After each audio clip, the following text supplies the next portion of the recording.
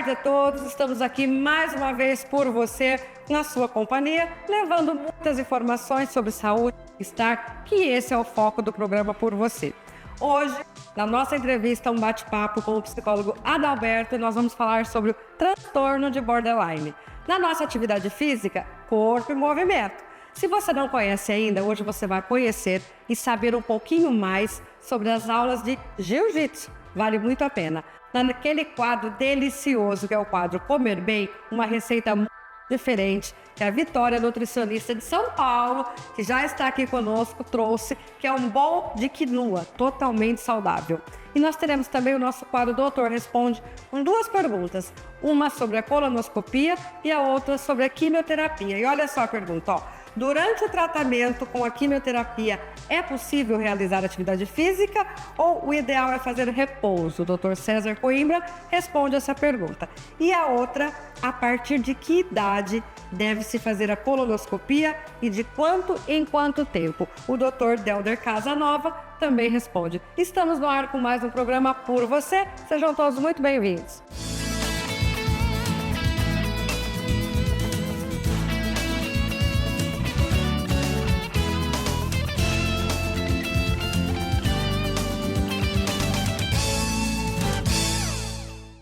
E hoje eu inicio o programa com o Adalberto mais uma vez. Boa tarde, Adalberto. Maíta, muito boa tarde, muito obrigado pela oportunidade. Bom estar aqui com você. Seja bem-vindo.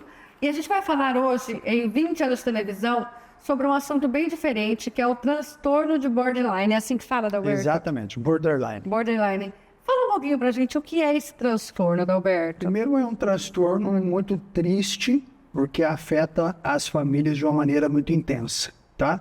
É aquele transtorno onde a gente sempre fala assim, essa pessoa é 8 ou 80.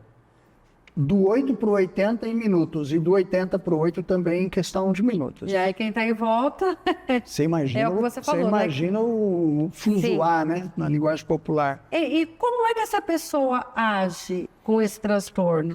Mas antes de falar um pouquinho de como ela age, a gente tem que olhar para um outro lado também. Existem pesquisas científicas que mostram que o transtorno borderline, ele tem um componente não mecânico, biológico, que é uma diminuição do córtex órbito frontal. E esse córtex que nós temos, eu, você, neles é menor, ou seja, eles têm uma tendência de menos controle dos impulsos, da agressividade, das questões principalmente ligadas a controle. Então, nessas pessoas isso está identificado. Por isso que a gente fala, tem que procurar médico, tem que fazer o tratamento medicamentoso para que ela tenha sucesso na recuperação, porque também é algo genético e também é algo do próprio organismo, né? Ou seja, alguém da família tem uma consequência que... A carga genética desse transtorno é da ordem de 85% a 95%. Além da genética, o que mais interfere para que a pessoa desenvolva esse transtorno? Bom, o nível, o meio social em que ela vive, familiar, como é? Colabora, tá? Colabora, mas já por ser genético, dessa proporção de 85 a 95, dificilmente ela não vai desenvolver. Agora, desenvolver não quer dizer que ela vai levar uma vida péssima, porque o tratamento existe, o difícil é levá-los ao tratamento. Os 4 grandes sinais do transtorno borderline, é aí que a gente tem que ver para poder acompanhar e dizer, ó, esse menino, essa menina precisa ir para o psiquiatra, porque esses sinais vão aparecer, tá? O primeiro deles é a instabilidade. Já muito cedo, com 9, 10 anos, eles começam a ter instabilidade em tudo. Começa uma coisa, não termina, começa, avança, daqui a pouco para totalmente. Essa instabilidade de projetos, de empregos, entra no emprego, sai de um emprego, entra no outro, nunca tá bom. Essa coisa de não conseguir parar, essa instabilidade, tá? Esse é um dos. É um dos pontos. Nós diríamos assim, também é muito sério. Sim, né? Claro, com certeza, né? Muito sério, né? Porque é difícil conviver até, né? Dentro de casa, fora de casa, na vida afetiva.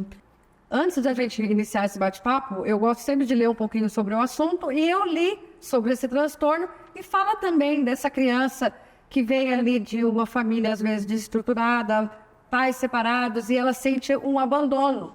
E nesse sentir um abandono, ela, às vezes, tem essa insegurança e esse medo da perda de alguma coisa. Como é que funciona isso? Isso é real, Adalberto? Olha, e não é isso que vai caracterizar o quadro. Claro que numa situação de uma separação, isso afeta qualquer criança, com borderline ou não.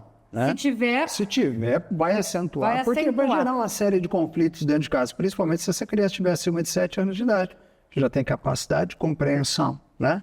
Agora, com pais casados ou não casados, o borderline é uma questão que bagunça a família inteira, por conta do comportamento. Eu já vi no consultório, pai, infelizmente, não conseguir tocar sequer o casamento por conta da filha borderline. E isso foi a causa da separação, né? O que acentuou ainda mais o quadro dela também. Mas o pai não conseguiu ficar. É uma bola de neve, uma coisa levou para outra. Muito tenso, muito angustiante, muito desafiante também, né? Porque você, para convencê-los a fazer o tratamento medicamentoso, psicológico, não é fácil. Eles acham que eles não têm nada. Você até citou a questão de um psiquiatra. Nesse caso, o tratamento tem que ser feito com psicólogo, psiquiatra, medicamento, é um conjunto. É um conjunto e hoje, invariavelmente, o suporte medicamentoso é o que garante mais estabilidade. Porque se nós estamos falando de questões aí que vão para a parte mecânica do funcionamento, nós precisamos dos instrumentos que são a parte medicamentosa, que vai ajudar a funcionar melhor essa parte. Assim como a pessoa que tem um problema de coração precisa tomar um remédio, o outro tem um problema, precisa tomar um remédio. E não vai parar nunca mais. Uma vez diagnosticado, vai continuar o tratamento até que se tenha um avanço. O avanço já foi o tratamento medicamentoso. A parte terapêutica é importante, mas é a parte que eles menos aderem. É a parte que eles menos aderem, porque quando eles dão uma melhoradinha, pé na estrada. Pé na estrada, né? Não querem fazer tratamento. E aí depois você citou a criança que começa para adolescentes, adulto. O que é o pior, né, em relação à situação deles? Como eles agem? Nesse caso que você citou, acabou havendo a separação dos pais porque não conseguiu lidar com a filha.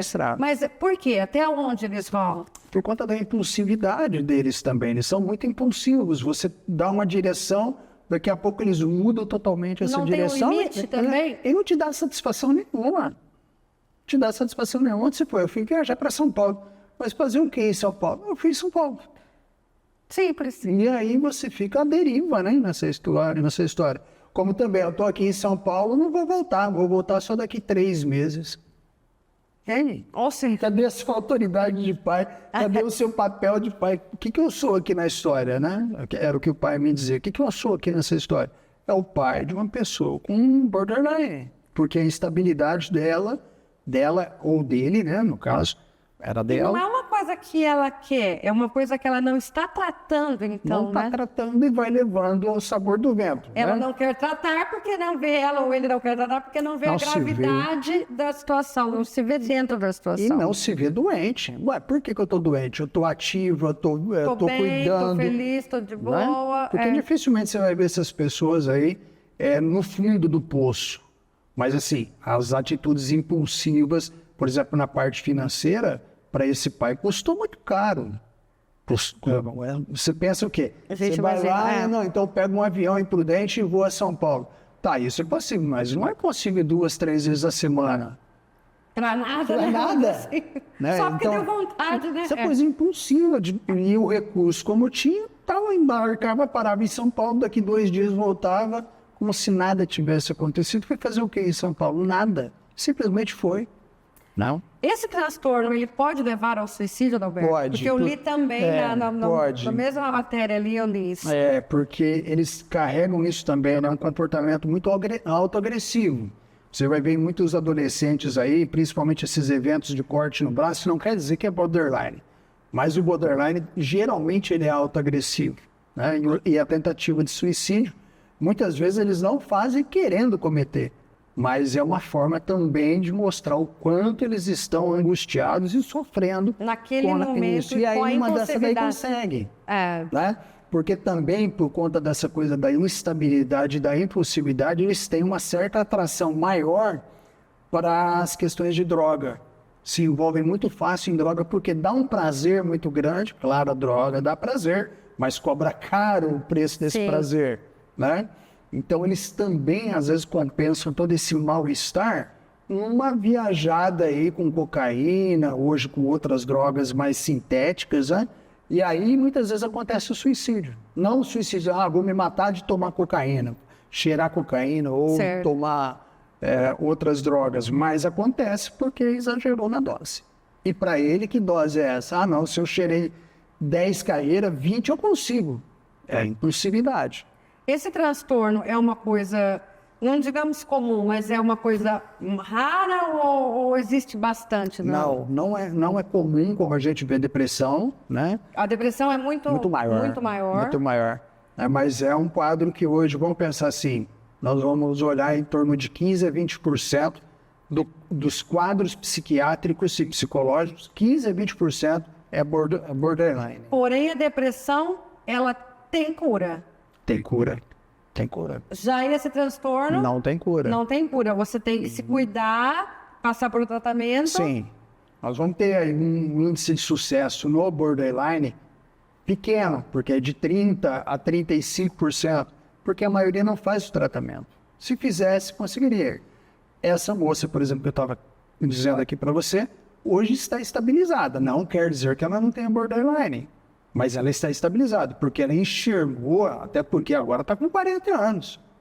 Já é uma, não é uma senhora, mas é uma adulta, né? Então isso também ajuda o envelhecimento, mas até chegar aos 30 anos, que foi a época que eu acompanhei, ela dava nó em pingo d'água, né? E os pais, coitado, levou a separação dos próprios pais, mas hoje ela está muito bem. Sim. Só que decidiu não casar, decidiu também não ter filhos, justamente também porque na cabeça dela ela vai perpetuar, talvez, trazendo para uma outra criança aquilo que ela não queria para si. Até porque entendeu muito mais a doença. Mas o tratamento medicamentoso é levado à risca hoje. Antigamente ela não dava mínima para isso aí. Olha só. E era grande prejudicada, né? Com certeza. É grande prejudicada. Com certeza. Inteligentíssima, mas a grande prejudicada. Com certeza. E assim, então, para a gente até encerrar, quais os sinais ou indícios que os pais, né, têm que ter, no caso, porque isso a pessoa já vem desde pequena, né? Desde pequena. Já tem esse problema. E muitas vezes, às vezes, imaginam que é falta de limites, que é o gênio, que é o jeito, e não é só isso, né? Não. É bem mais sério a situação. Para quem tem esse tipo, existe a falta de limites, são outros casos, né? A gente está falando agora desse transtorno, né?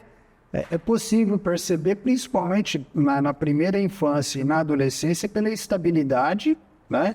Muito instável, começa, não termina, e pela impulsividade. Eu acho que esses dois fatores os pais têm que estar muito de olho em qualquer filho. Um filho muito instável, muito impulsivo, já tem que tomar mais cuidado. Aliás, para ver o que está acontecendo, exatamente, né? Alguma coisa está acontecendo. Alguma coisa está acontecendo. Né? Nem que seja a falta de limite que os pais não estão...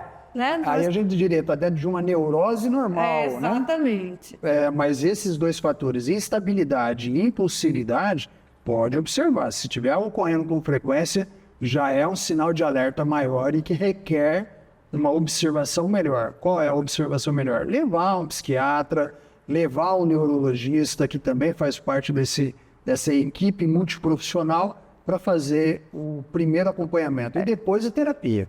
Mais uma vez, muito obrigada pela sua participação. Prazer e a honra é minha. E a gente espera você aqui mais vezes para esclarecer muitas coisas para que a gente possa ter essa saúde mental e poder passar isso para os nossos filhos e familiares. Um super abraço para toda a sua audiência. Obrigada, Adalberto. E agora eu quero lembrar você da FAI, Centro Universitário de Adamantina, que tem vários cursos de pós-graduação, cursos de graduação. Dá só uma olhadinha. A escolha de uma universidade é um momento muito importante. Ela desperta o seu conhecimento. Estão abertas as inscrições para o vestibular Medicina. Reservas de vagas 2025 do Centro Universitário de Adamantina. Faça medicina em uma instituição que oferece aulas práticas já no primeiro ano do curso. Acesse o site fai.com.br e inscreva-se. Prova 23 de junho. Vestibular Medicina. Reserva de vagas 2025, onde o conhecimento pulsa mais forte.